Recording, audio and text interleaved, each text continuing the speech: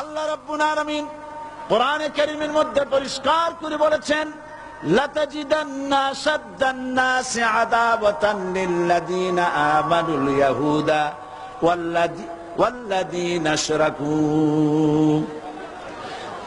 আল্লাহ পাক বলছেন, হে রাসূল, মানুষের ভিতরে দুইটা শ্রেণী মুমিনদের জন্য সবথেকে জঘন্য দুশমন। কয়টা শ্রেণী? দুইটা। একটা হলো ইহুদ আর একটা হলো মুশরিক। একটা হলো ইহুদি আর একটা হলো মুশরিক। এটা হলো তোমাদের দুশমন। আর আজ আমাদের দেশে, পৃথিবীর বিভিন্ন দেশে মুসলমানেরা মুশরিকদের সঙ্গে সম্প্রীতি বাড়াচ্ছে, মুসলমানদের সাথে শত্রুতা বাড়াচ্ছে। আজ আমার দেশে পূজা পার্বণে বাধা নাই। পূজা পার্বণে বাধা আছে? পূজা পার্বণে বাধা নাই। বাধা কোথায়? কোরআন শরীফের তাফসীর মাহফিলে। কোরআনের তাফসীরের মাহফিলে বাধা দেওয়া হচ্ছে। গান বাজনায় 144 ধারা নাই, কিন্তু কোরআন শরীফের মাহফিলে 144 ধারা দেওয়া হচ্ছে। যারা দিচ্ছে তারা আবার উমরাও করে, হজও করে।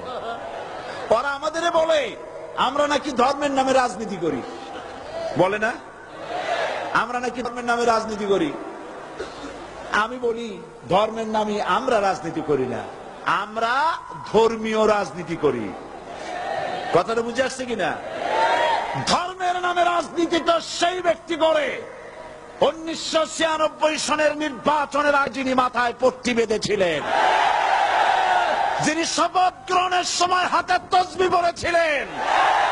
ধর্মের নামে রাজনীতি তিনি করেছেন।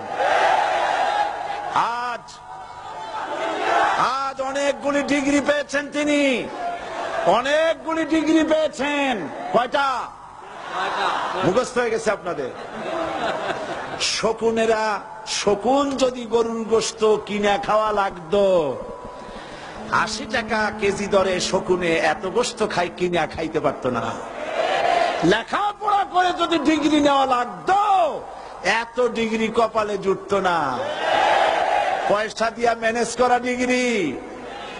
কিন্তু 9টা নিলে কি হবে? আসল ডিগ্রিটা এখনো বাকি আছে। আসল ডিগ্রি কোনটা?